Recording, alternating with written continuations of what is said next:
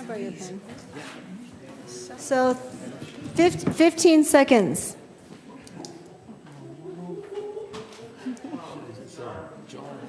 Yeah, calling John. I don't know.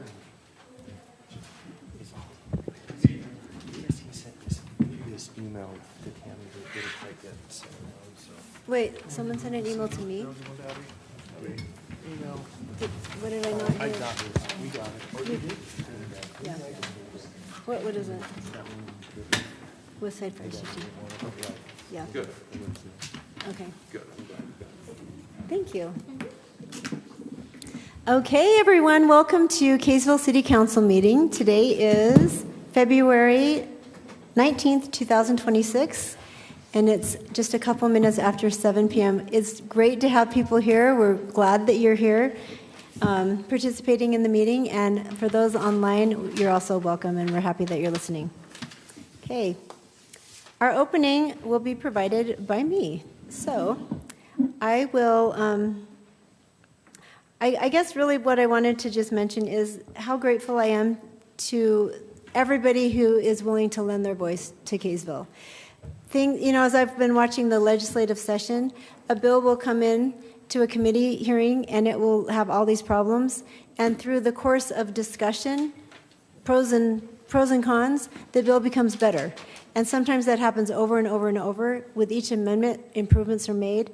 And I heard someone that had a bill that she was sponsoring talk about how grateful she is for that process. And so sometimes government is slow and clunky, but it's intentional so that everyone has an opportunity to be heard, to lend their voice, and to participate. And if we don't participate, then, I think we miss out. So appreciate all of your willingness to participate. I will say a prayer, and then I'll lead us in the Pledge of Allegiance, okay? Our dear Father in heaven, we're so thankful for this opportunity that we have to come together as a city, to make decisions and listen to our residents. We ask you to please bless us, that we'll have a spirit of peace and harmony and be able to continue the great relationships that we have within our city. We're grateful to be able to serve as city council members, and we're grateful for the opportunity to have the freedom to do so. And we say this in the name of Jesus Christ, amen. Amen.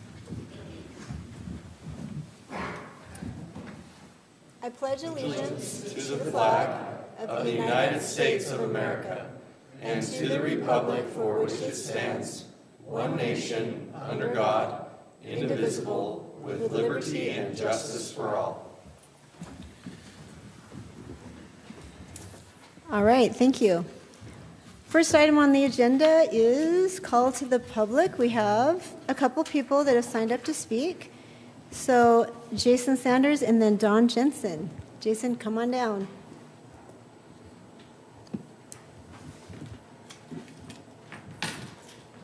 Thank you. First of all, I just wanted to thank our city council for their service.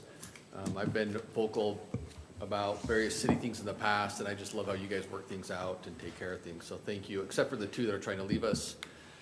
I don't know what I think about that, but thanks. I just wanted to encourage the city council to actually vote and make the decision on the West Side Fire Station rather than put it to the citizens. We voted you guys in. We trust you. We want you to make that decision.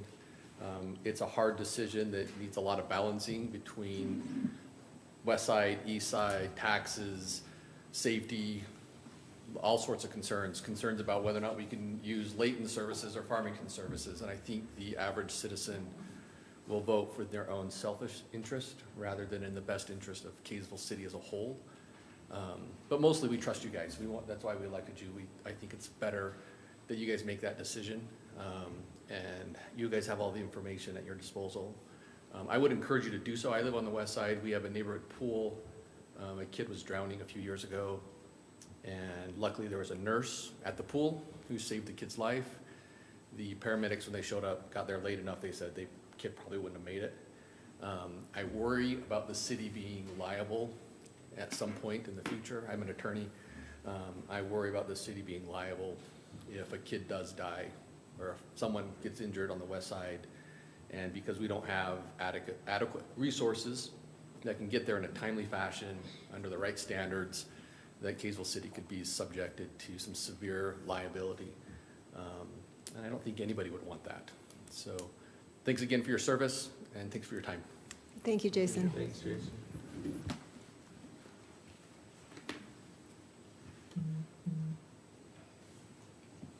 I don't know if today is the day that you're going to discuss the rezoning of those, or if that was at an earlier meeting. I just saw the notice down there by the field. I won't call it a park because it's just a wasteland right now. We moved here to Kaysville about almost 6 years ago, and I saw that park, thought, oh, this will be, you know, a nice area not far from where we moved, and nothing's happened with it in 6 years, and I don't know how many years before that. There were sprinkler boxes, so whoever, I'm assuming a builder was required to create some green space as part of their development. So they put in, there's at least a half a dozen, if not more, sprinkler boxes there, but they're all broken and so forth. I don't know what plumbing is there, but it's, besides being an eyesore, and yeah, the weeds get cut down when they get to about, 2 feet high or whatever, but if it was supposed to be mandated that they provide that as a park, why isn't it a park? What's the holdup? Why can't we get that done? So anyway, that's the thought that I had. I was a little surprised that the rezoning was to move it from residential. Like I said, I've been here 6 years. Why wasn't that done when it was created or donated by the developer at the time? So a little, why does it take us this many years to even rezone it to be used as a park? Anyway, I appreciate the work that you do. Well, thank you. What was your name, sir? Don Jensen. Don Jensen? Okay, thank you, Don. Those are really good questions which we can address. Took some notes on that. Okay, we now have a presentation, and I will read a resolution first. This is a proclamation recognizing the extraordinary achievement of Haken Anderson. Whereas Haken Anderson is a resident of Kaysville, Utah, whose determination and spirit of adventure exemplify the values of the Kaysville community. And whereas at 18 years of age, Haken completed an extraordinary solo bicycle journey of approximately 14,000 miles from Morocco to Singapore, traveling through Europe, the Middle East, and Asia. And whereas over the course of approximately 5.5 months, Haken bicycled through 26 countries, relying on his own preparation, resilience, and perseverance to overcome physical challenges, injuries, unfamiliar terrain, and the demands of long-distance travel. And whereas Haken independently planned and funded this journey with the encouragement and support of his family, demonstrating exceptional initiative and responsibility. And whereas throughout his travels, Haken served as a positive representative of Kaysville and the United States, fostering goodwill through respectful engagement with people from diverse countries and cultures. And whereas Haken's journey reflects a belief in the kindness of people around the world and highlights the power of courage, optimism, and human connection. And whereas Haken's accomplishments stand as an inspiration to youth and residents of Kaysville, encouraging them to pursue their goals, embrace challenges, and represent their community with integrity and pride. Now therefore be it proclaimed that I, Tamara Tran, Mayor of Kaysville City, along with the Kaysville City Council, do hereby recognize and commend Haken Anderson for his remarkable solo bicycle journey and for serving as a goodwill ambassador for Kaysville. And be it further proclaimed that the City of Kaysville congratulates Haken Anderson on this exceptional achievement.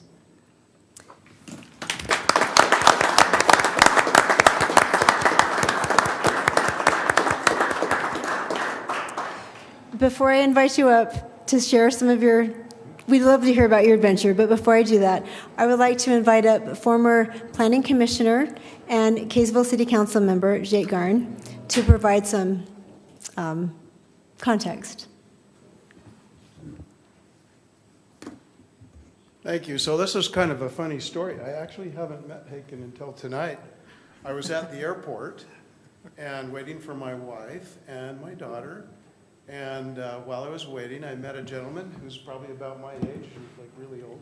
And anyway, he's told me the story of Haken and gave me a little handout. I thought, that is amazing. When you hear a story like this, it's kind of like watching somebody in the Olympics and saying, okay, I'm seeing it, but I don't really believe it. Yeah. And yet, what a remarkable achievement. And I thought, I've got to let everybody know, the mayor and the city council, that this would be excellent to have one of our own from Kaysville recognized in a city council meeting. And I hope they make a movie, actually. Yes, that would be at some great. point. But without further ado, Okay. that's my connection. So. Thank you for, honestly, thank you for telling us about this. You bet. Yeah, very, very cool. All right, would you like to come up? We would love to hear whatever you're willing to share about your adventure. My name is Haken Anderson. I'm a student up at Utah State now. And yeah, I just decided that I've always wanted to do something kind of unique. I've always loved different countries, different cultures. I studied abroad in Thailand my junior year of high school, so I had a little bit of experience abroad. And I figured if there's a time in my life when I can take 6 months off and do something cool like this, this is probably it. So I decided to do that. Yeah, it's kind of crazy. I think a lot of people think that they couldn't do something like this, and really, if I thought about it all at once before I went, I don't think I could have convinced myself I could do it either. But it was just like, I only planned 3 days at a time, basically. That's Just kept going. And I really think your body just adapts, your mindset adapts, and you know, anybody can really do anything. And yeah, I really enjoyed kind of serving as a representative of the U.S. and Kaysville in all these places where, you know, in rural China, they've never met an American before. And so I enjoyed being, you know, a good influence of like the one American they may ever meet. And so yeah, it was a great experience. So cool. Did you have an entourage of people behind you? Did you have any support people during your journey? No, I was fully self-supported, so all my stuff was in bags on my bike. Really? Yeah, yeah. Okay, I got one Wow, question. that's incredible. So I'm wondering, so you graduate from high school, you're sitting in your front room, and all of a sudden you decide, hey, I think I'm going to go on a bike ride. I want you to tell me about what made you decide. I mean, all of a sudden you said, oh, I either got to go to school or I got to go to work. Yeah. Neither one of those sound very good. So I'm trying to figure out, because there's not a lot of young men that have the kind of guts to do something like that. I don't know how else to put it. So tell me, what made you do that? Well, up until about April, I left in June. So April of last year, I was applying to West Point, U.S. Military Academy. And so if I were to have done that, I would have started in July. So I've always wanted to do this trip, but I just figured it would probably never happen because can't really do that. And then I found out I have like an eye disease. So I wasn't able to get a medical waiver to West Point. So I was like, well, I don't have anything else going on. Just defer my admission to Utah State, and I mean, why not? You know, Right. help maybe soften the blow. It wasn't as disappointing when I had something else to look forward to. So How did you choose your route? it was basically just as far as I could go without crossing an ocean. Okay. I started in Morocco because the flights were like the same price as flying to Spain, where I originally wanted to start. So I went from the southernmost point in Europe to the southernmost point in Asia. Is the only like official kind of thing I could think of. I have a question. How did you convince your parents to let you do this? Yes, that's a really good question. I don't know if there was that much convincing. I think they knew I was probably going to do it either way, so they might as well support me. I think it helped that I had spent 10 months abroad previously, and that was with a program, but it was, you know, I was with the host family by myself, basically. So they knew that I could handle being away from home and, you know, kind of fending for myself. So I think that helped as well. How? Okay. Crazy. Oh, sorry. Go ahead. No. Just, I think we're all getting, at least I get one question. Craziest experience Yeah. and yeah. most, I don't know if you call it spiritual, but, you know, type of, those two experiences. Yeah, within my first week, I'd say spiritual. Within the first week, I was in Valencia, Spain, and I came up to a hostel. I camped out most nights, but I decided to stay in a hostel so I could shower every once in a while. And I found out that the hostel was not very safe. They wouldn't let me keep my bike inside. It would have to be on the street. Yeah. So I was like, I'm not staying here. I didn't know where I was going to go.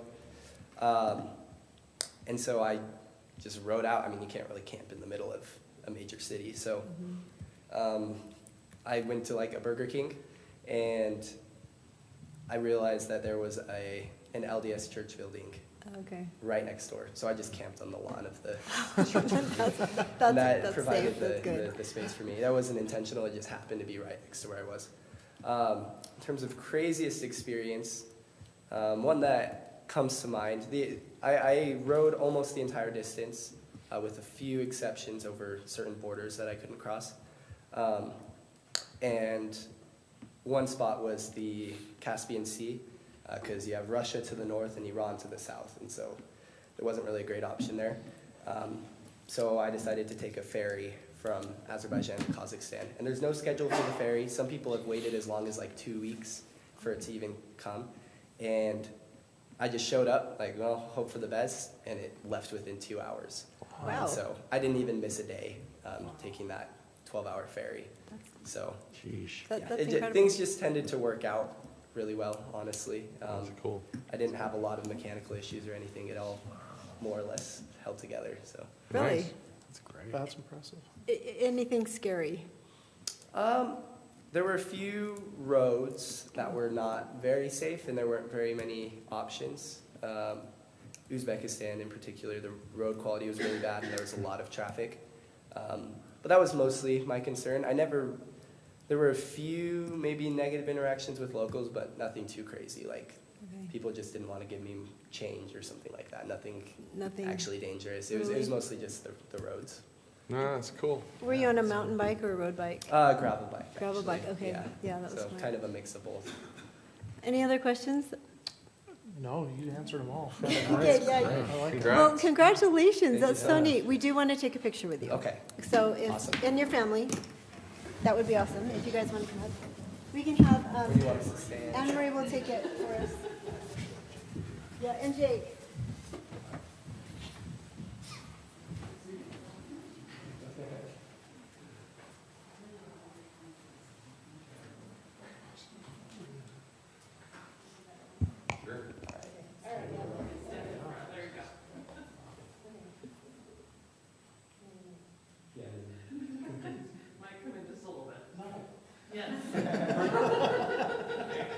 Nate, put your arm around him, he likes to.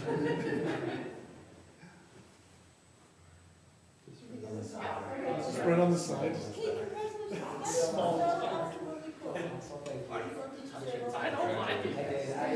taken a lot of videos. I haven't played them all, but I'm trying to make a long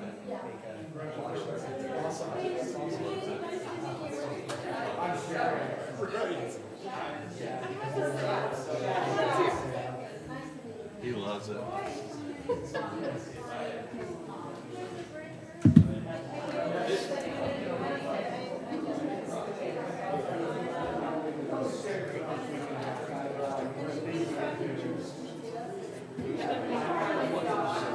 that's why I was like, I'll just do it. If I think about it. Break the motor. Technically, we don't need to have it down until we get into the business anyway,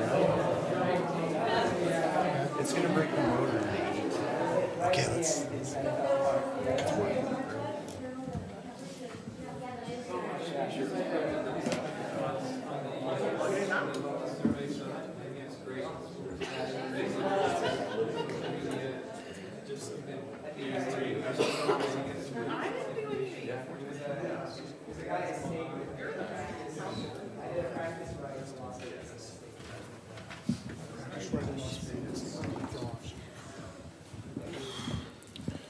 Jake, thank you for bringing this to us. And Haken, thank you and your parents. Very, very awesome to hear about good people doing really remarkable things in our city. It makes us all proud. Okay, conflicts of interest? No one? All right. Okay, so we are on number 5, consent items. Does someone want to make a motion? I will. I'll Okay. make a motion to approve consent items A, B, and C. Okay, I second that motion. okay, any discussion? Okay, Councilmember Jackson. Aye. Aye. Aye. Aye. Aye. Okay, motion carries. Thank you. All I right. wondered if they're here. Oh, Are they here? Alternate. Aries. he is not here. No. I didn't tell him to be here. Okay, either. I just wanted to So, be sure. yeah, okay. Okay, 6A, work items, a discussion regarding placing a general obligation bond on the ballot for a fire station. Take it away. Here he comes. And we go. You need walk on music? Excuse me 1 second, ma'am.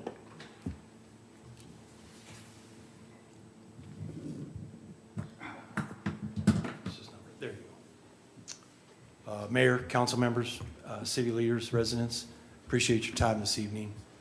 We put this together, well, Ariel put it together. And we just really short and sweet about why we think we need a fire station on the west side, costs associated with that fire station to include manpower costs for sure. You can see here it's a proactive investment in safety, response reliability, and future growth at Kaysville. Next slide, please. All right, emergency calls continue to rise.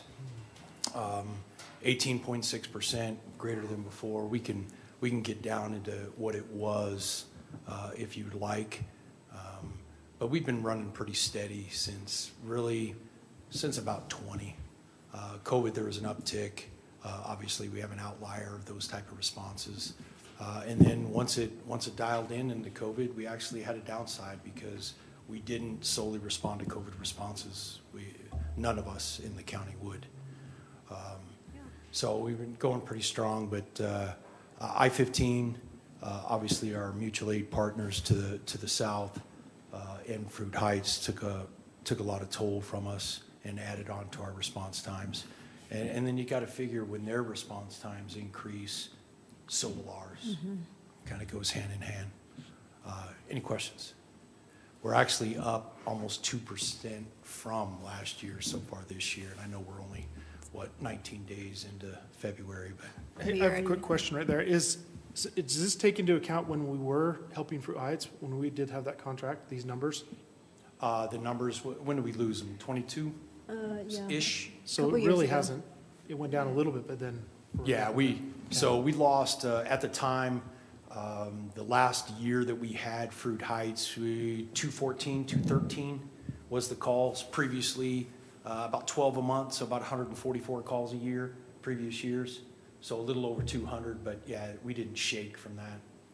So if you really think about that, is what you're saying, Josh, is in 2023, add another couple hundred onto those. So it's really, you can really say our growth was 10% maybe, Yeah.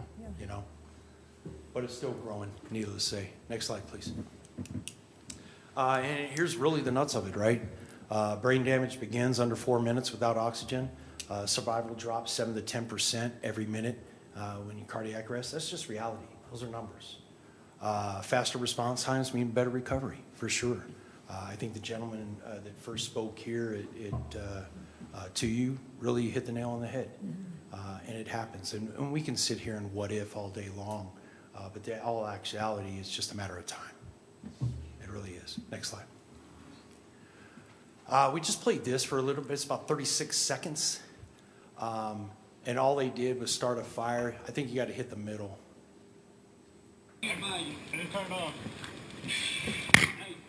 Or that. Basically what this shows is they set up some pallets in the house. They did not use accelerants.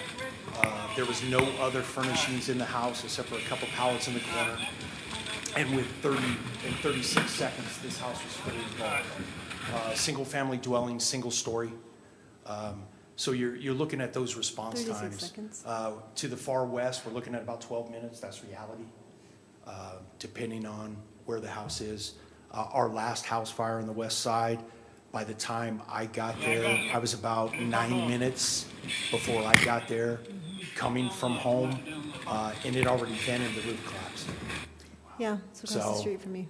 It is, and the one on Sunset as well. Oh, you're same talking about a thing. different one, yeah.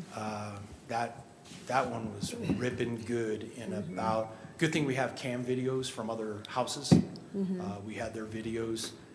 So they had about 3 minutes to get out of there, and then it flashed pretty good. So my whole point to this is you don't have a whole lot of time. We don't have sprinkled residential. If we do, there's very few. There's no requirement for square footage to be sprinkled. So that hurts. And then the stuff that people are putting in them now, and it's not anybody's fault, right? It's the furnishings you buy, the synthetics and everything else. It is what it is. Your BTUs on fires are a lot hotter than they ever have been before. So a lot of those factors contribute. Next slide, please. This is it in a nutshell. I already briefed this on 1710-101. The guy on the board talking about the amount of people needed to be on scene and how we have to get out the door. We've been extremely better, and I'll brief that next month in our 2025 roll-up. We've been a lot better at getting out the door faster. And don't get complacent, right? We tell our folks, hey, don't get complacent. Just because we go to this address multiple times, don't think that nothing's going to happen for sure. Even on medicals, we get a medical call that doesn't seem like much. Yes, we're going lights and sirens, but you know, we obviously have to be safe as well. So 2 minutes to gear up, 3 to 5 minutes to get en route. They say 6.5 minutes. That's when we need to be to a place, and that's time for sure. Next slide, please. There's where we are. National compliance is 90%, so out of every 10 call, 9 of those calls, we need to be on those 6 minutes. We are not. So 4 out of those 10 calls, we're just not on time. And how late that can vary from, 7 minutes to 12 or 14, especially if we're on another call and we're relying on our partners to the north or the south coming our way. Next slide. Station 2 expands coverage where it needs most. All we did was take a shot here of where the stations, there's been a few questions. We'll get this out even more. But we own some property off Burton Lane. Just so happen, let me put that first, that we do own it, but just so happen we've done response times from there. If you actually give the insurance agency that does your ratings, if you give them lats and longs of properties that you want, which we have done, they won't tell you, hey, that's the best, but they will tell you this lat and long is better than that one or this one, but they won't tell you where to put it. And this made us compliant in 4 zones to the west. Off to your question, Councilmember McBride, it put us compliant in 2 zones from over at the Ops Center, and then the HOA property off 200 North in Bonneville there put us compliant in 1 zone. So this is actually a better spot. It's all about access. That's what it is for us. Unless we plan on closing major roads, we will have the access from here. So we try to put a picture in where what it'll look like in that residential. It's the north of the property, so it'll be up against where those homes start. So just to paint that picture for everyone. Next slide, please. And here it is. This is it in a nutshell. Me and Councilmember Blackham went over the numbers earlier. These are not 2027 numbers, so please keep that in mind. That price tag could look a little higher, but there it is, 15.9, so 16 million. We put the construction of the building, site prep, groundwork. Our public works are going to do some extra work there as far as moving some dirt, berms up to the south, burns up to the east, especially the freeway and the railroad tracks for noise. Next slide. Annual cost, $2 million for firefighters. That includes firefighters, paramedics, leadership. and of course, benefits that go along with hiring full-time employees. I got 2.2, but I did everything on the high end, and that's if people remain in those positions, that's in 8 years, they'll be topped out. So that's where that figure comes from. So will the first year be 2 million? No, it won't, but we want to be upfront with what this is the gift that keeps giving. Yeah. Next slide, please. And there it is, what it does. This is not an expansion. It's maintaining service levels as Kaysville grows. Faster medical responses, or improved fire outcomes, and future growth for the city. Any questions? Thank you, Chief. Tell us about a timeline. So obviously, our discussion tonight is whether or not to put this on the ballot and move forward. Yes, ma'am.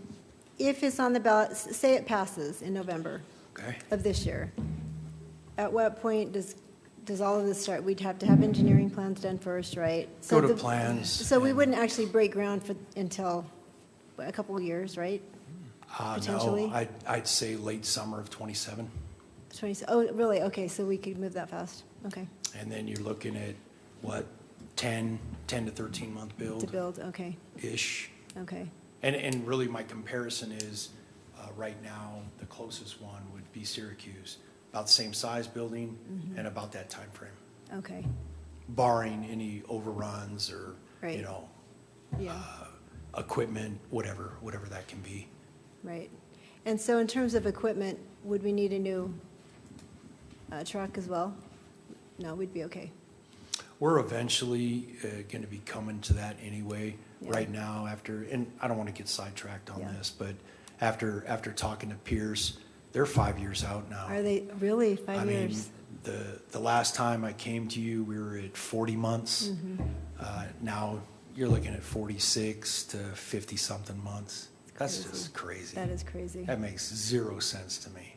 yeah, to get a fire truck ordered. But I told ordered. them, I said, there's gonna be a time here in the next year where you're gonna have to come to council and tell them why it's taken so long. Yeah, So okay, that's down the road. But now we got 3 healthy ambulances. We got a good engine and a backup. Our third engine is actually pretty good as far as the reserve. Our truck's running good, and it's the oldest, okay, so it's sitting good. Brush trucks, they're 2011s, but they only got like 4,000 miles on them. okay, You know, they're sitting pretty good. They run good. We'll have to change out a pump or two, but you know, you're talking only $6,000-7,000, so it's not, you know, it's not mind blowing. Ambulances are set. We just got our new one. We have not put it in service yet. We're waiting for one piece of equipment that just came in today. So well, it's- I appreciate that and appreciate you sharing that, because I think people need to know that you are planning, we are planning for the future here. Yeah, most And- certainly. and so Yeah, that- we keep our fleet tight. You're looking at 5-8 years for ambulances usually, and it's not about the miles, it's just how hard they're driven. You know, engines are tough. You sit there with low miles, you just paid $1 million for it, and then you're going, what am I doing, man? I can only sell it for $50,000 or $60,000. It's ridiculous. Yeah. We're all in the wrong business, I'll tell you that. Yeah, for sure, Especially when there's only like 3 companies in the US that sell fire engines. for sure. Talk about monopolization, holy cow. I got a quick question for you. Sure. Josh, go ahead. Back to the location. Yeah. Can you explain, so when you choose an area, like where you're proposing right here, is that based on the number of calls in that area? No. It's just based on residents in that area? It's or based on just access. On access there? So, because I've been asked by several people, is this like set in stone, or is there another area that's even being considered at all? We've or looked, how's that work? Mike, can you help me out here? Flagstaff's own that property across from you. So we've contacted them. They're not interested. That was a place, I've talked to Senator Adams, because the place we were looking at is 200 North in Angel. Right. He wants that property for something else. He was willing to work with us on other things. We looked at behind We Care, but as we found out, as we're searching on 200 North, that's not the place. Right. It doesn't put us compliant. We need to go south. And so, like I said, just so happened we own this property. But it doesn't matter. We had this discussion a couple years ago about, well, throw in some fake 5,000 calls or whatever, and I'm picking a number, that Sure. wasn't said, but put them here. It doesn't matter. It doesn't matter, because it's solely about access. That's what fire departments need. If they have the access, that's what it's all about. And when I have Jordo do this, our GIX guy, he does it based on 50 miles an hour. That's what he bases his routes on. Getting up to 50 miles an hour? Yeah, that's where he gets the times. It's all based on 50 miles an hour. Okay. Because technically, according to our standard, we're only supposed to go 10 over whatever the posted speed limit is. Because I always do that. Of course you do. Any other questions, council? Yep.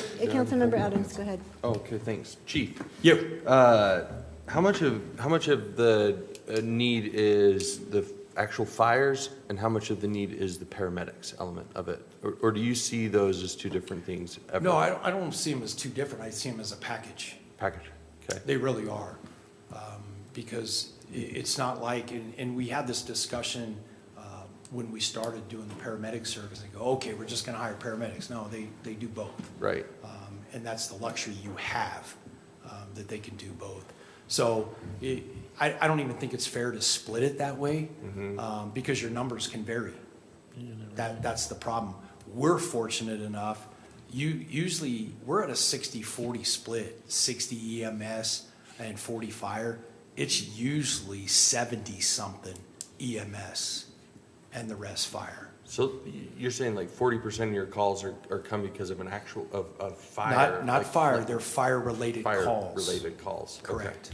Because I guess like one of the things that I've thought about, and I know we've discussed this, but maybe I feel like it's perfect to have in a public meeting, Sure. is the concept of a satellite location. Obviously, a full station, fully staffed, we see the cost. The intent is to get someone there faster, someone who can be there Sure. to make sure the oxygen levels don't drop, someone who can be there to save the drowning. And that's kind of why I asked the fire question, because I mean, the example of how fast the flames go up is one thing. Like 2 people showing up in an ambulance at a burning house isn't going to make a difference, right? If the other people don't get there for another. And really, 5, you just 6 answered minutes. your question. Right, but I guess but my question is like, yeah, how many of them are fire, like burning fire, versus how many are, and I'm not trying to say like that we decide how much we risk into that, but that's kind of what we're deciding. That's exactly what you're doing. Yeah, because if 95, 98% of the calls can be handled by the 2 people getting there first, and then the rest of the people showing up 5 minutes later, then it would stand to reason that we should at least think about such a thing that wouldn't cost as much money. Well, And- the standard is at least 4 showing up to the party at once. Okay. Not 2. Yeah, and that's good. I mean, this is all So you're still informative. looking at 4 times 3 is 12, and then put leadership on there. So you're still looking at 15 people. Because we have 3 shifts. Yeah.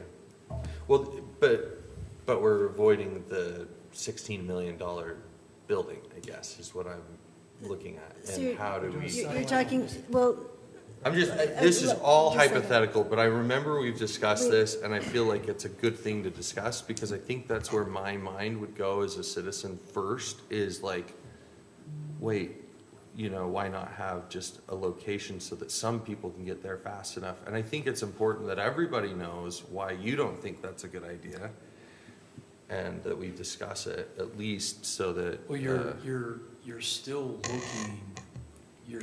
looking at X amount of bedrooms. You're still looking at 15 lockers. You're still looking at X amount of space for those bedrooms, for offices, a training room.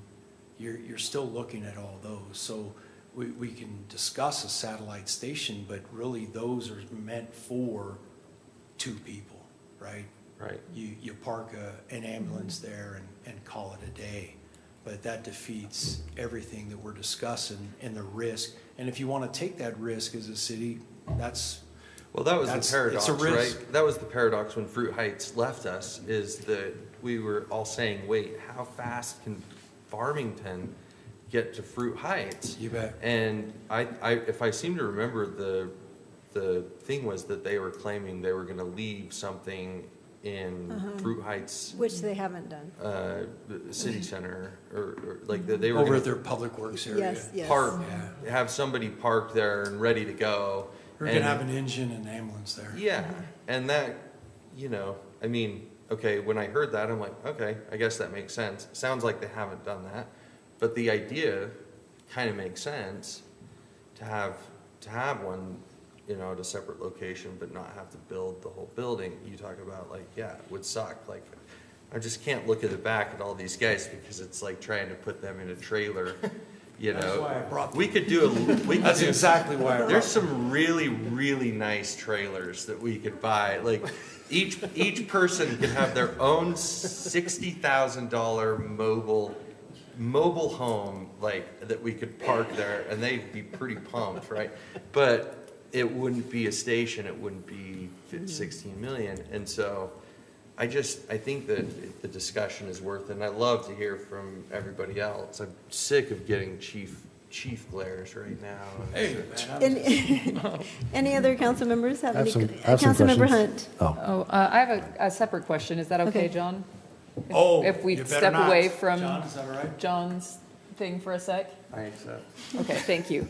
I just wanted to go back to the location question we were talking about. I know you've talked about a few other locations.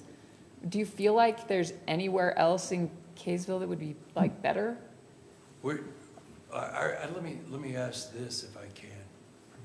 What don't you like about it? I don't have a problem with it. I like getting the best. Like for our residents, bet. I want them to be the safest. To be honest with you, I don't like this location, but it turned out to be better. Right. It did. And I was so focused on clean access. I was so focused on 200 North. Mikey and I have had this conversation, even moving it down with that property that they were gonna, Right. maybe deal with us on, those couple lots and stuff. We were even entertaining that. I got so focused on, wow, 200 North, that's great. And I lost sight of, this is all about response times. This is all about access. This Right. is all about getting to our residents because we owe it to them. And that actually turned out to be better. When you're compliant, like right now, we're not compliant on the west side at all. So we're breaking those response times every day. But you move over on 200 North and you only made yourself compliant in one zone, but you move over here and you're compliant in 4 zones, that's a no-brainer.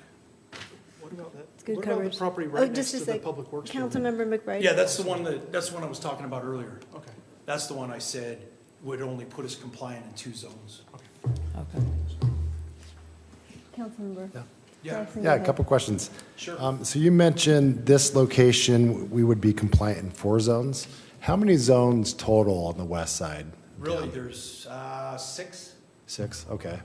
And then, so if this is compliant in 4, if you kind of map, On the west side, please. so if you kind of mapped out how long it would take you to the zones that are not compliant, the farthest end of the city, From there, about 7 minutes. about 7 minutes, okay. And then So to, we're not too far off, to be honest with you. okay. And then, so Layton was planning to put a fire station near the border, same with Farmington. Do you have any update on that from They're a what you're couple hearing? years off. Both cities? Yeah, well, Farmington now, they're looking at breaking ground next month, Okay, next month or the month after. So However, they're looking at, and they're going off 950. So I don't know how that will get them, to help us more, okay. but at the end of the day, we don't use other fire departments to respond to our city. We use them as mutual aid when needed or an automatic aid, right? You don't rely on them.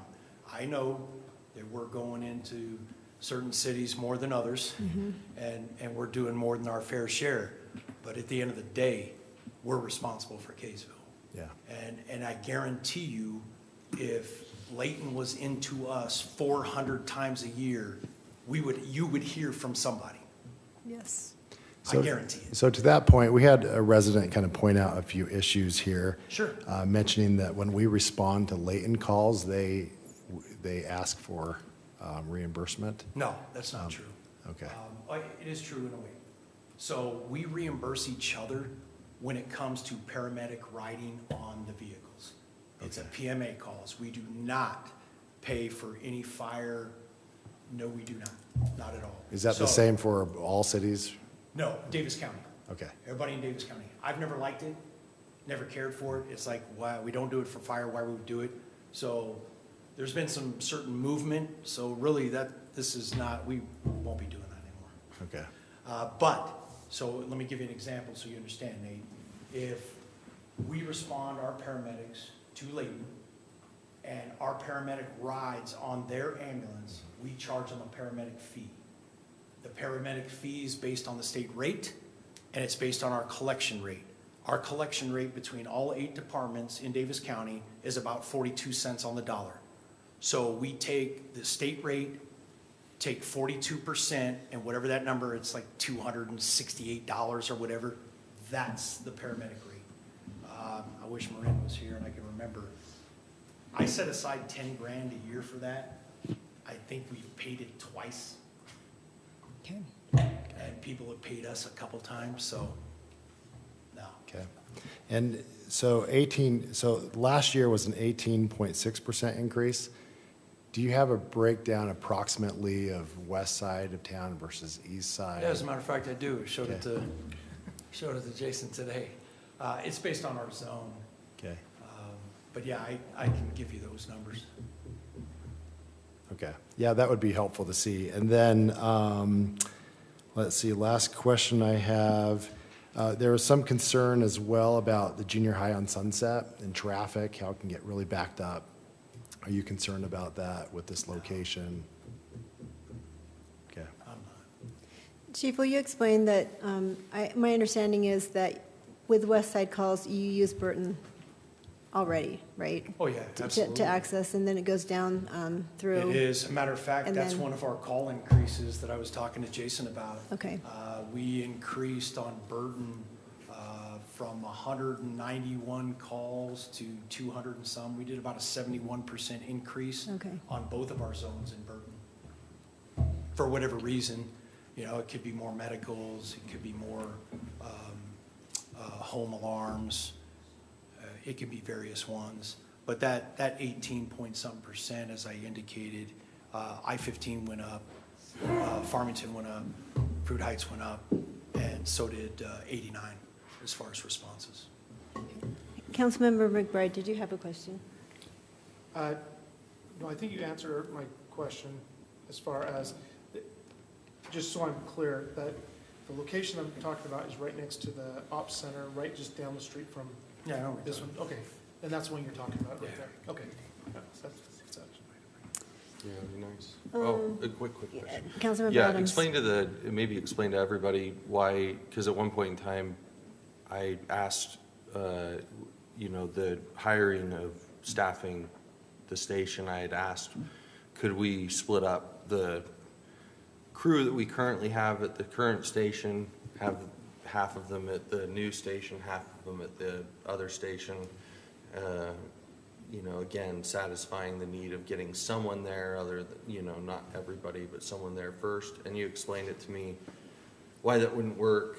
I think, the 2 million gifts that keeps on giving is the hardest piece of this to Agreed. swallow for us, because balancing that budget means raising taxes.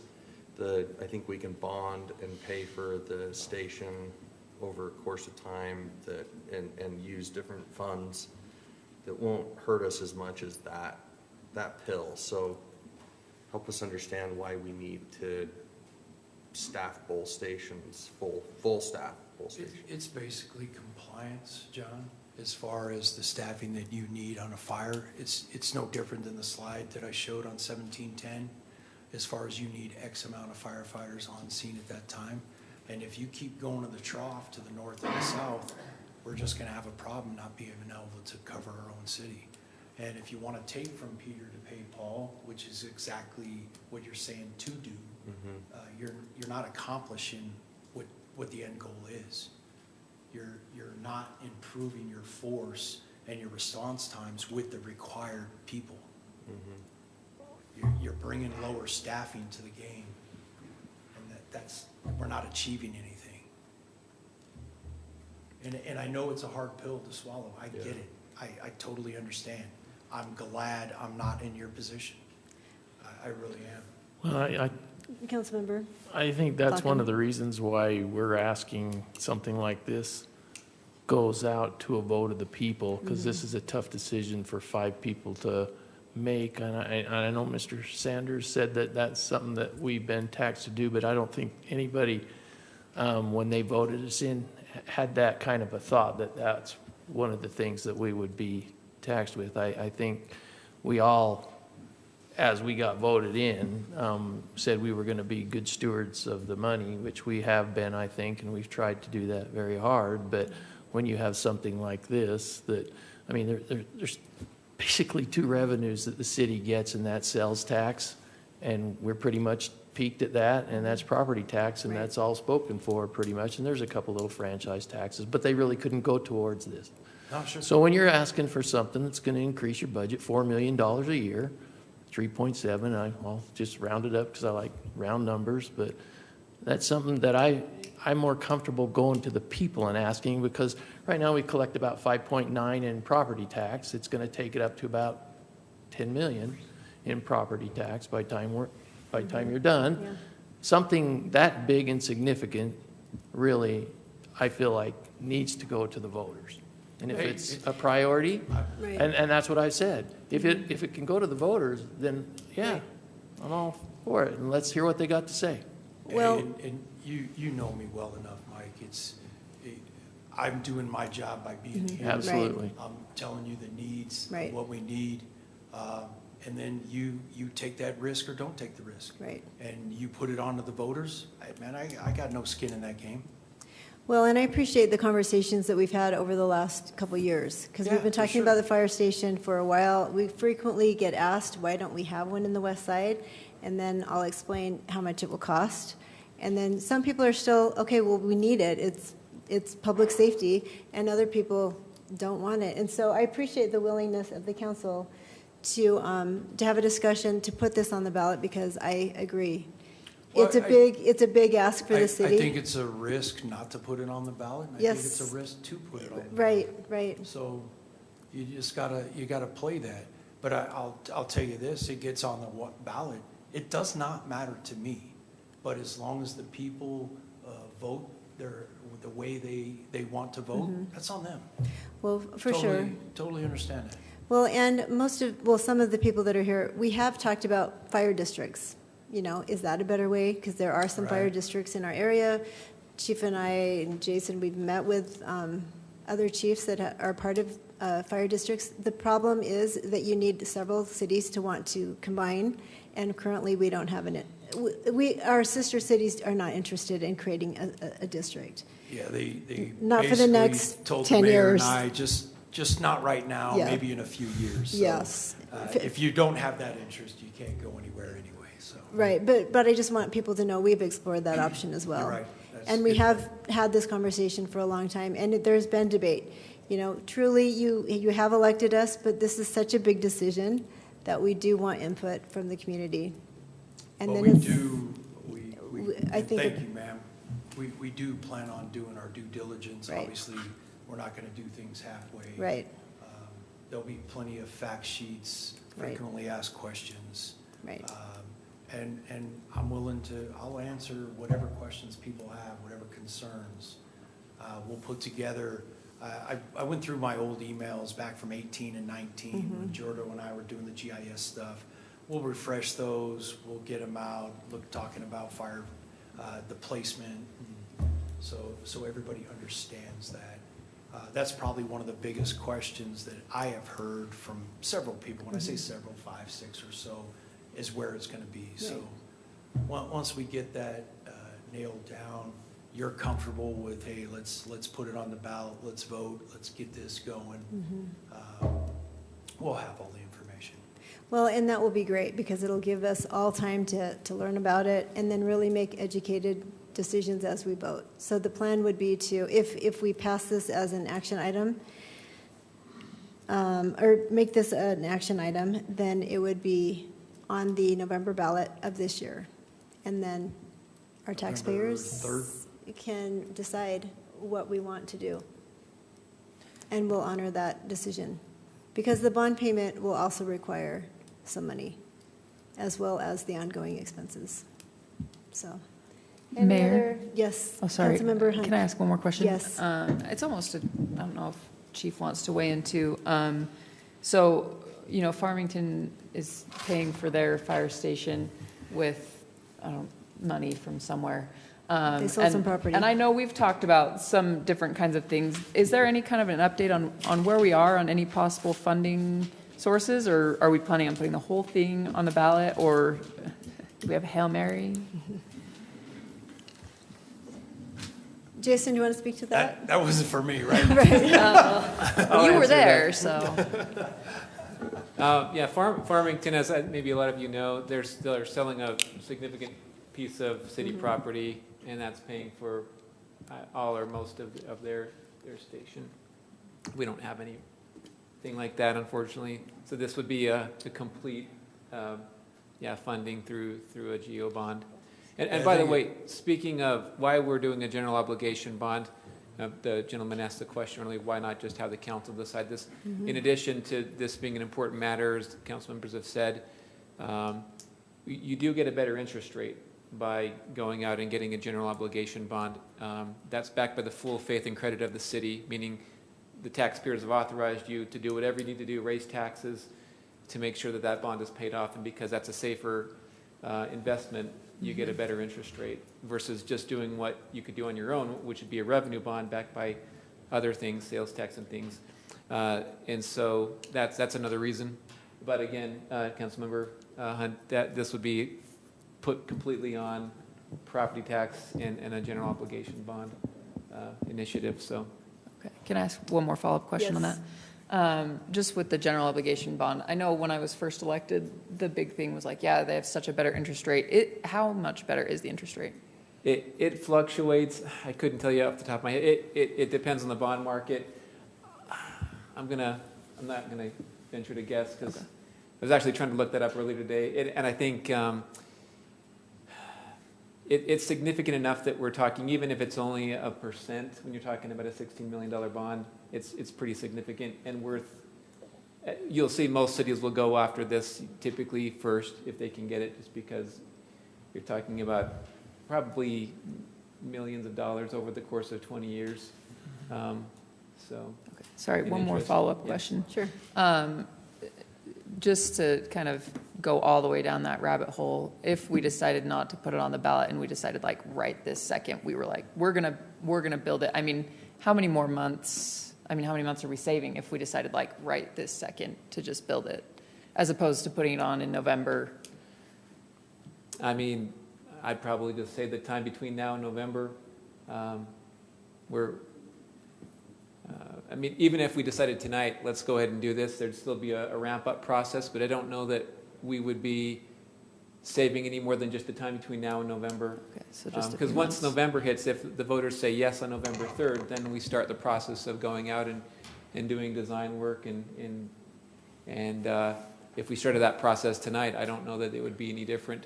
I think you're just talking about a For difference the record, of I'm good with that if 7 you want months. to go that Yeah, 8 route. months. I'm totally good with that.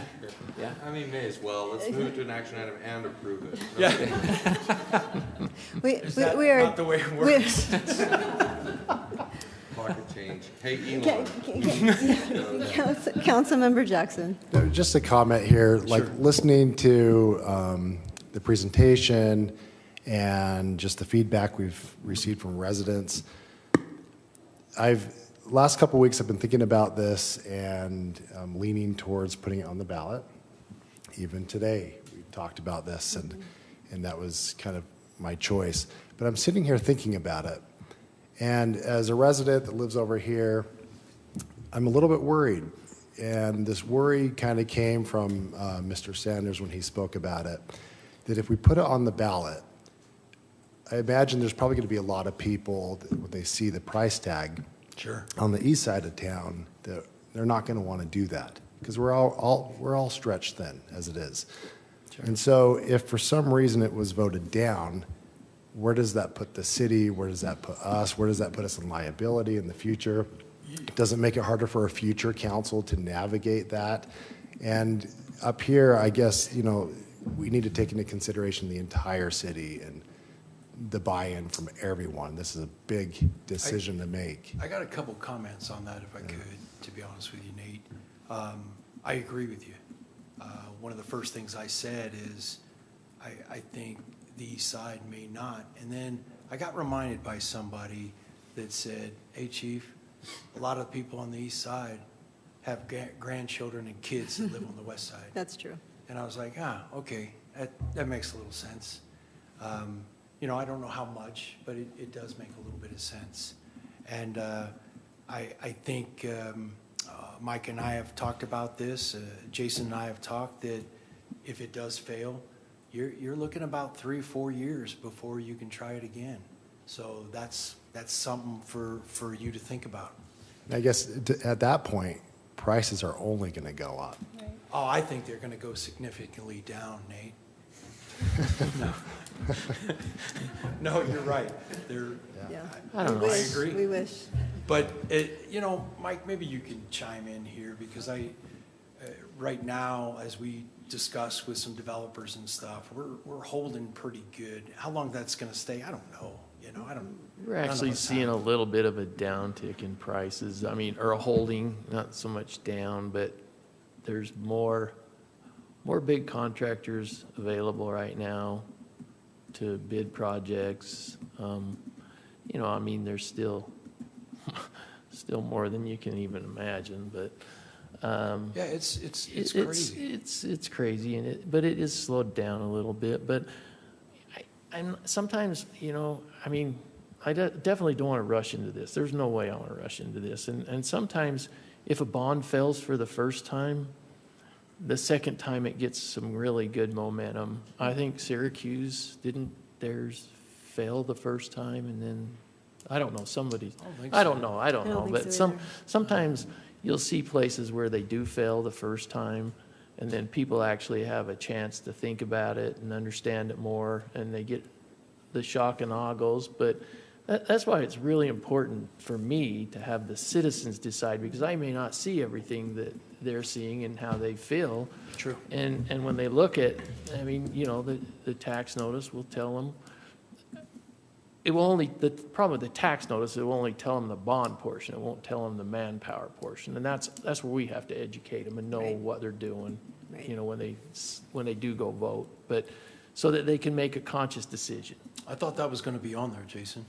I thought it would include stuff I think it has to include, but it won't, on the tax notice that they get, that won't be from the included. county. It'll be one sum.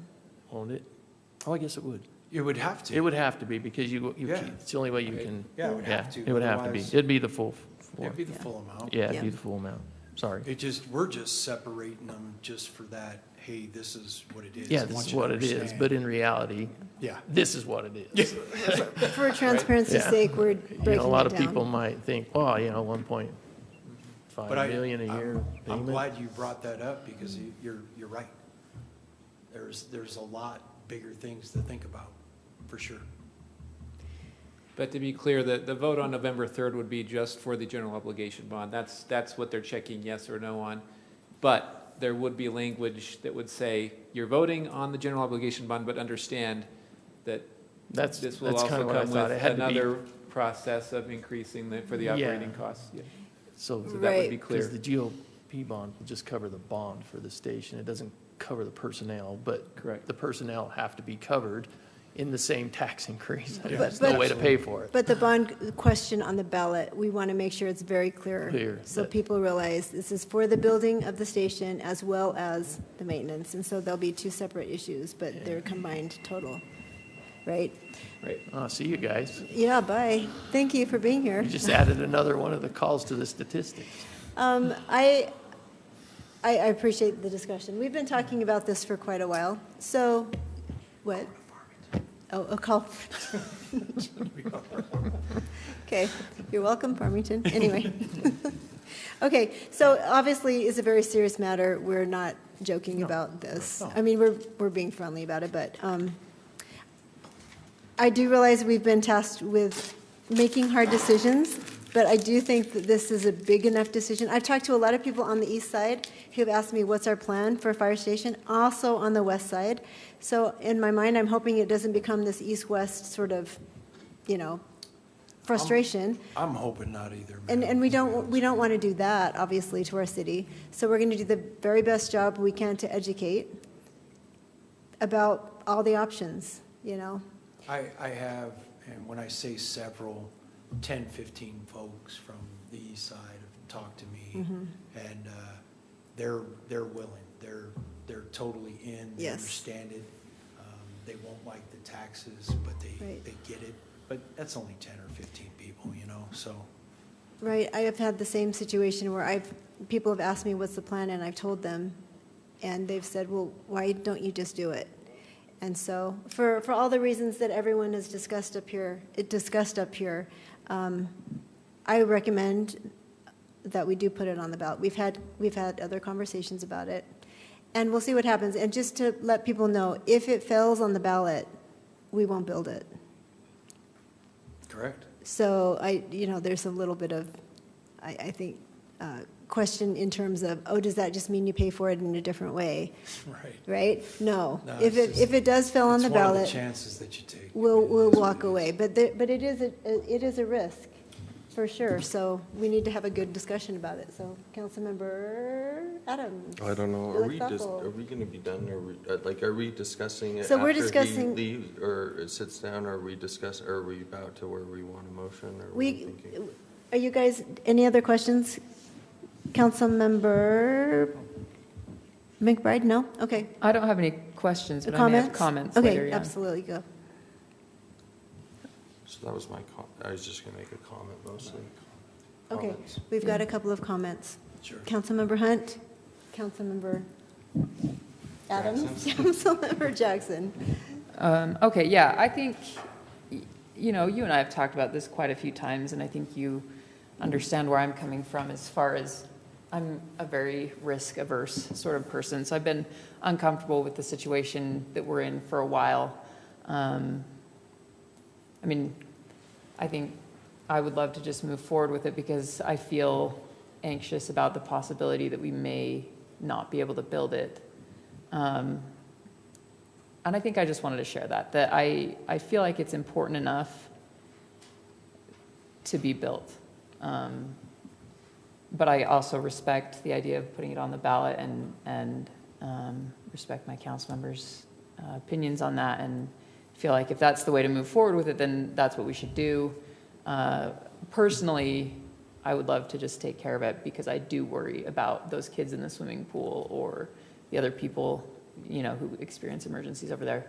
And I think I just wanted to get that out there, let people know, we've thought about this for a long time. I've thought about this for a long time. We've all thought about it for a Several long years. time. Yeah, we've had discussions for the last at least 6 years. Yeah, this is maybe the first meeting we've had like this, but it's been on my mind for a while. I feel a little bit of trepidation about putting it to the ballot, not because I don't value people's opinions, but because I It's worry something that about needs to be safety.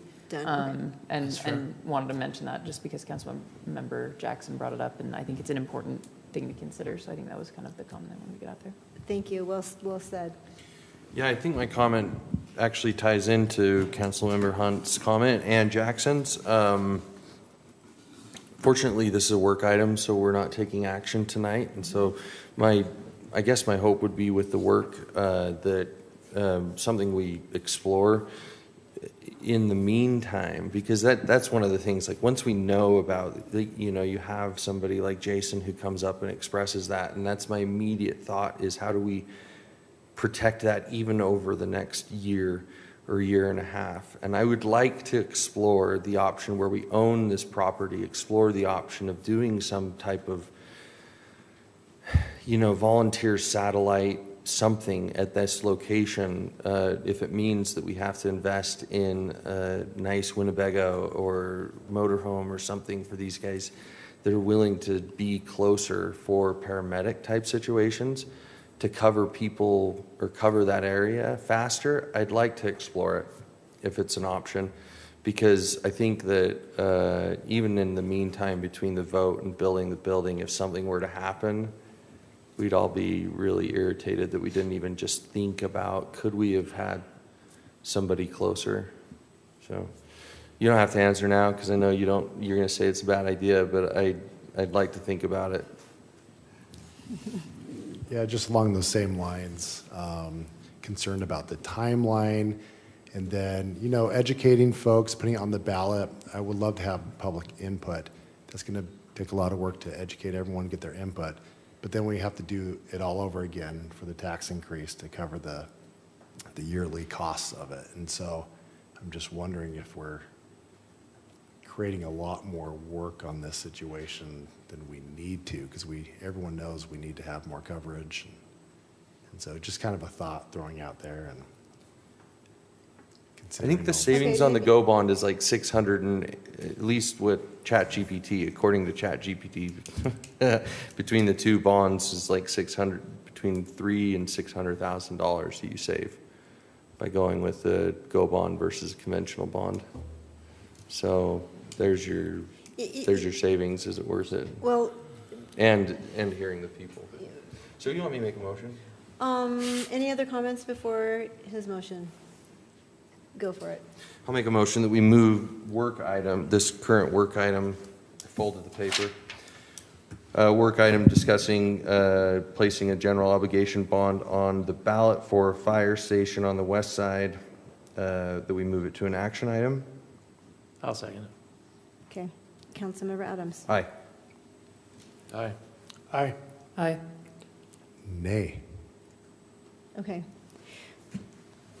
So what that would do then is the next city council meeting we would have an action item, and we would again discuss whether or not this goes on the ballot, or there's just action taken, or there's no action taken, right?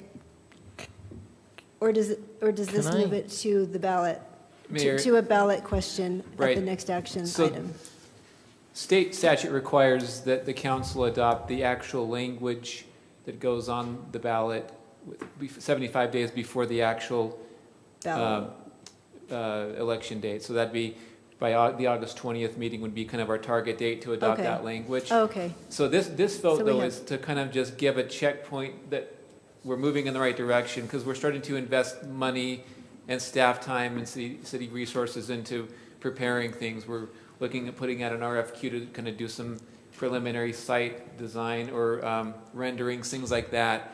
We're looking at doing some educational materials for residents as we can educate people leading up to this. So we just want to be making sure that we're going in the right direction. So that's what the vote is Okay. for the next meeting, to make sure we're all in agreement with where we're going.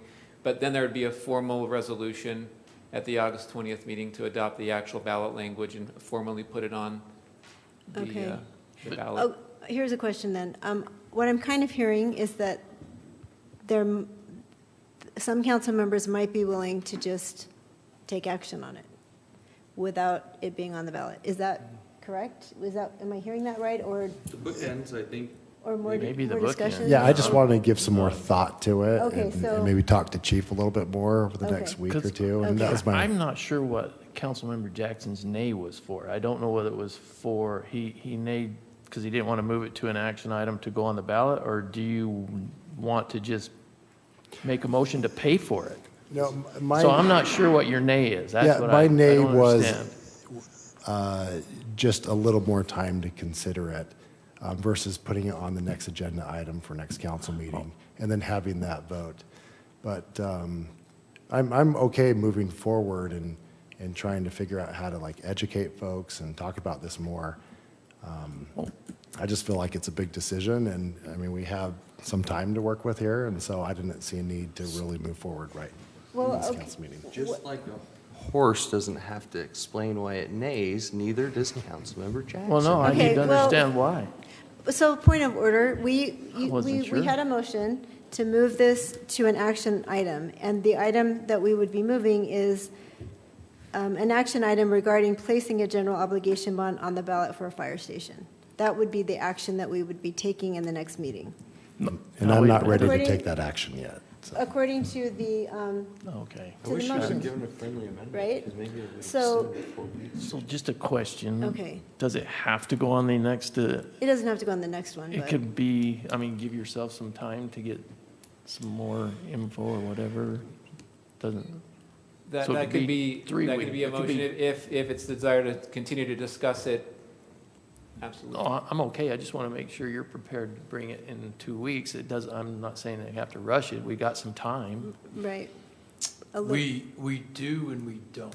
Okay, Our window through April is the education process. Right, once So we take It's not action. like we don't have, we don't have a lot of time, to be honest Okay. with you.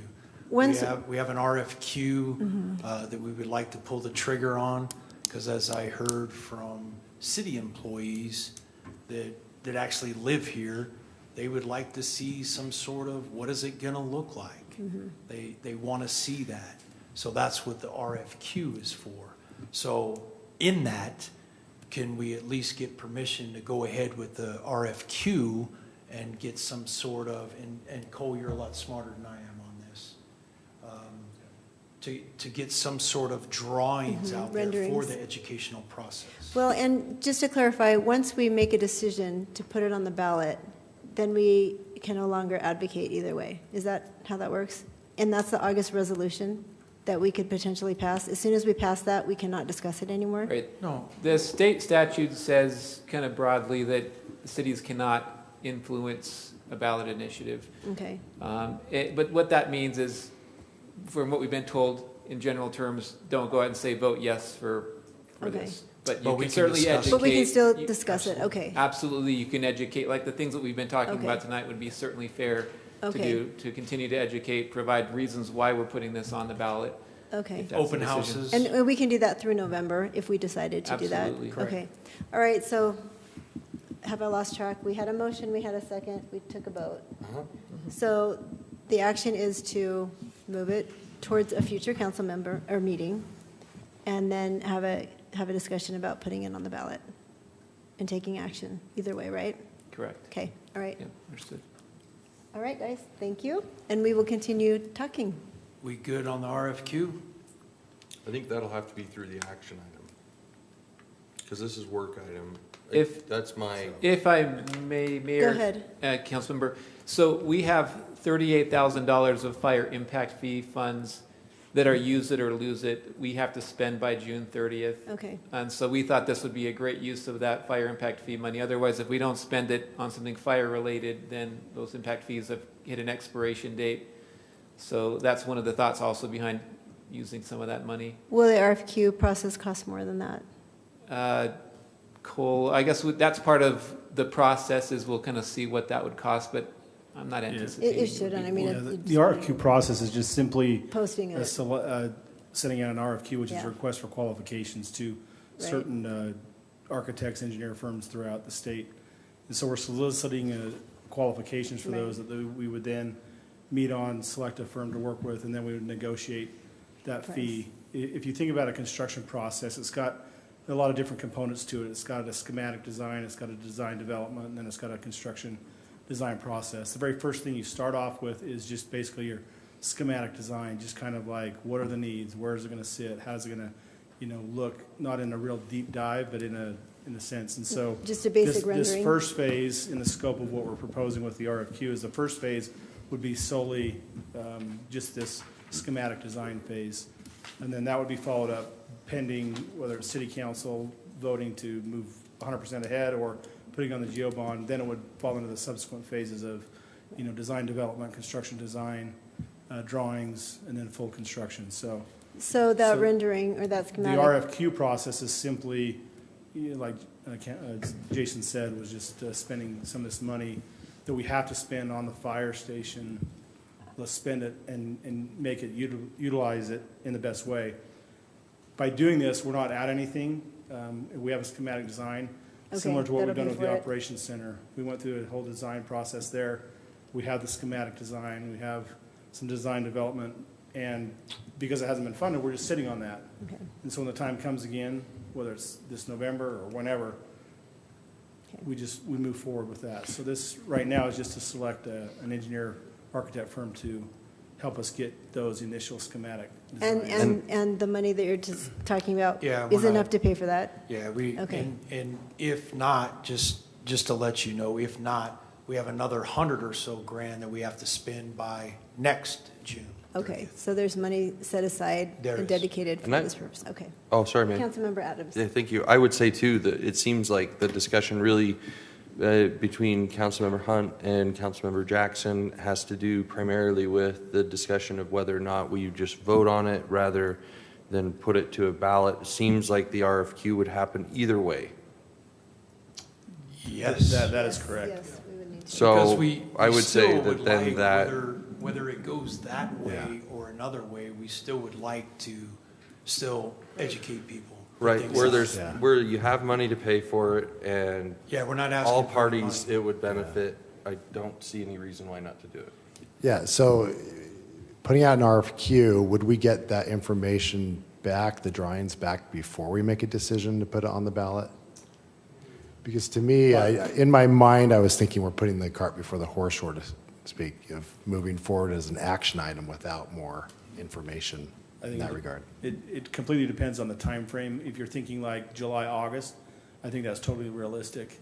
If we're thinking having something back by the 1st of April, that's not as realistic. But by the time that time comes in, midsummer, late summer, to have this schematic design completed 100%.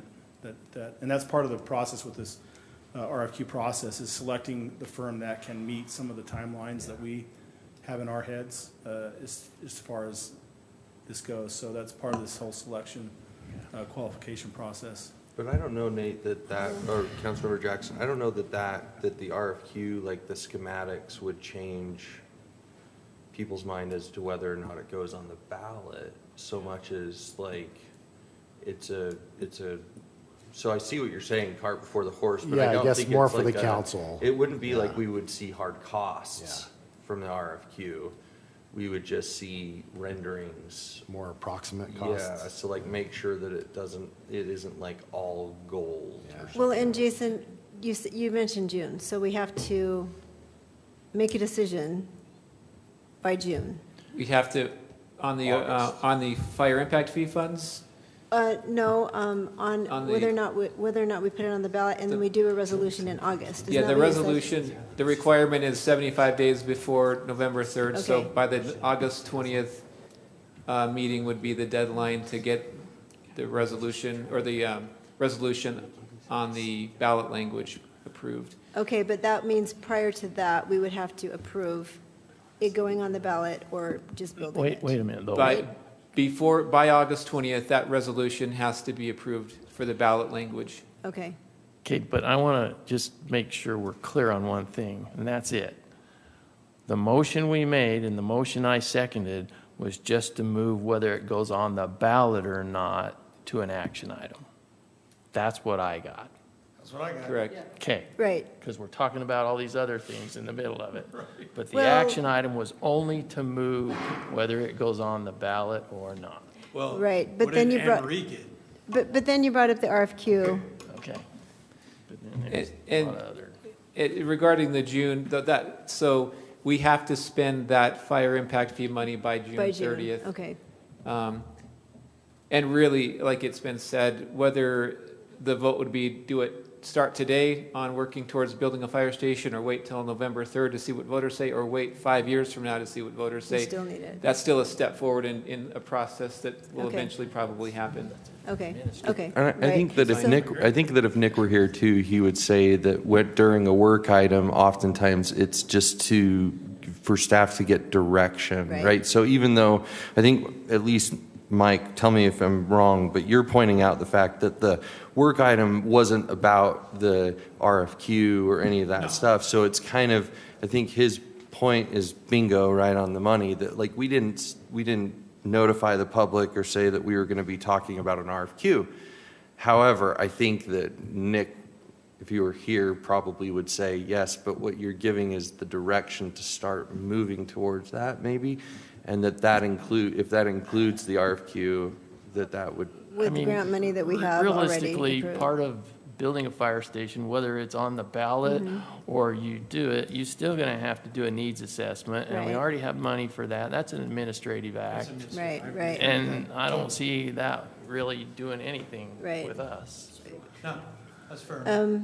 did you have, Councilmember McBride? Okay, do you agree? That's Okay. really Yeah, you were checking just, on the that was, balance with you. that was just more informative for I us, think it's an administrative item as Yeah. well, so Okay. we'll just move on. right? Great. Okay. If this weren't a budget, if we didn't have the funding for it, that'd be different, but we Right, do have but the you're not funding. asking us to approve a Right. budget increase for this? Correct. Okay. Great. Got it. All right, thank you. Thank you. Thank you, Chief. Yeah. Thank you, Chief. Thank you, Council. Yeah. All right. Okay, council member reports. Anyone have anything they would like to share? I do.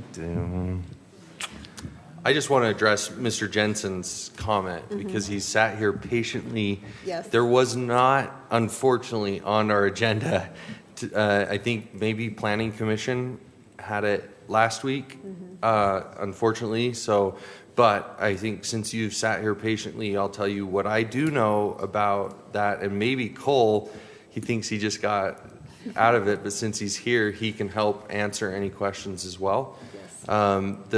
The property was owned by the HOA that surrounded. I'm not sure if you purchased your home within that HOA, but years ago, before any of us actually were on council, the council decided, because the HOA went bankrupt and they didn't build the park, and then the people went bankrupt, so the HOA was responsible.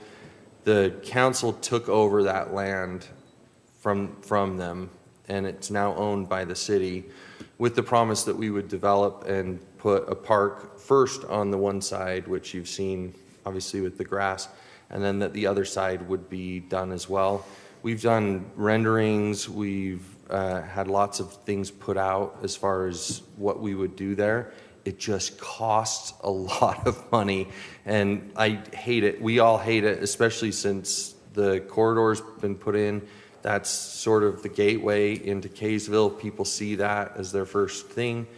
And so I hope that you'll know that we are, it's on the top of our lists as far as parks go. Cole's nodding his head. It's the place that we want to get finished. We want people to see that when they come into Kaysville. But right, and the notice had nothing to do with changing anything. It was just more, we caught that we never changed it to, is that what it is, Cole?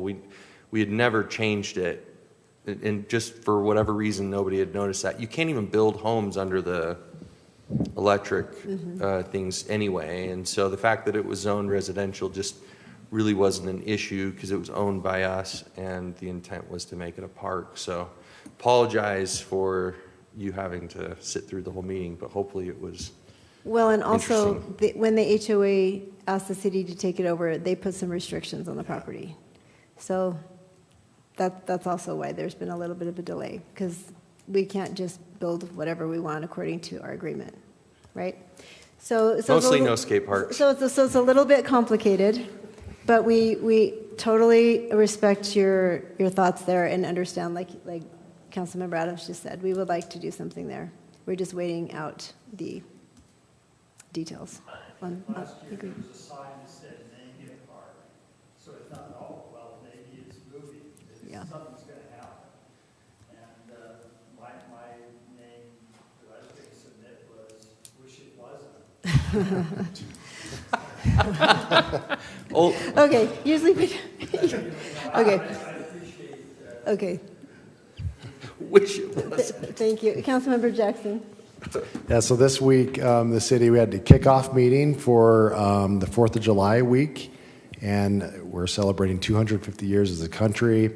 We have a new firework vendor that's going to be fantastic, but a lot of activities we're planning, and we welcome any input from the community, whether it's activities that week or being a part of the parade. This is going to be Volunteers. fantastic. Volunteers. And so just very excited about that.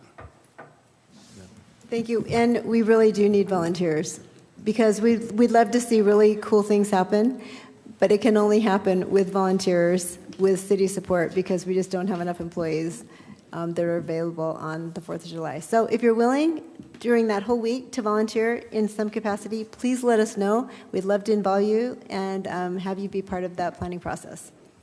Councilmember Hunt? Well, this is kind of separate from that, but so for the Communities That Care, the group I liaison with, the drug prevention group, has just started doing a deep dive into the data in our community and the underage drug and alcohol use. And I can't remember if we're allowed to like share the information, but some of the things have shifted. It's interesting to see. So just keep an eye on your kids, make sure they're not drinking alcohol, don't give them alcohol.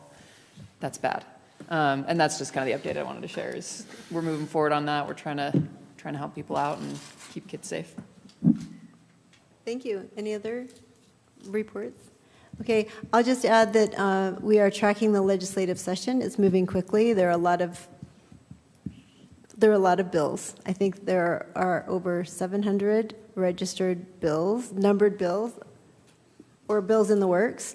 Hopefully they don't all make it because that's really ridiculous, I think. But we are watching things, especially that impact cities. And so we're working closely with the league and other cities and trying to pay attention to what can possibly happen as legislation slides through. So want to make sure that you know we're being very vigilant in tracking that.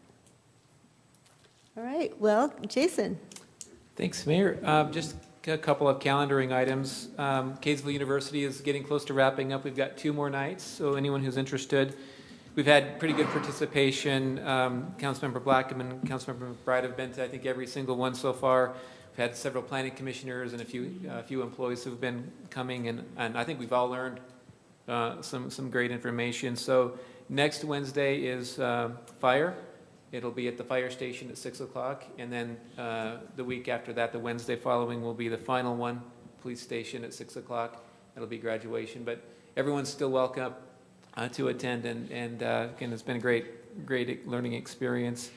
And then also calendaring, we've got our first formal kickoff. We had our kickoff budget work session, but we'll really get into the numbers on March 13th. That's Friday, the 13th. Unfortunately, probably not a good day to kick off the budget.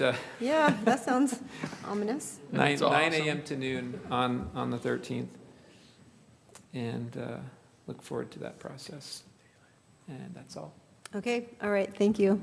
Thank you, everybody. Thank you for sitting through our meeting. Hopefully it was educational and interesting. Would someone like to make a motion to adjourn? So moved. All in favor? Aye. Okay, thanks, everyone.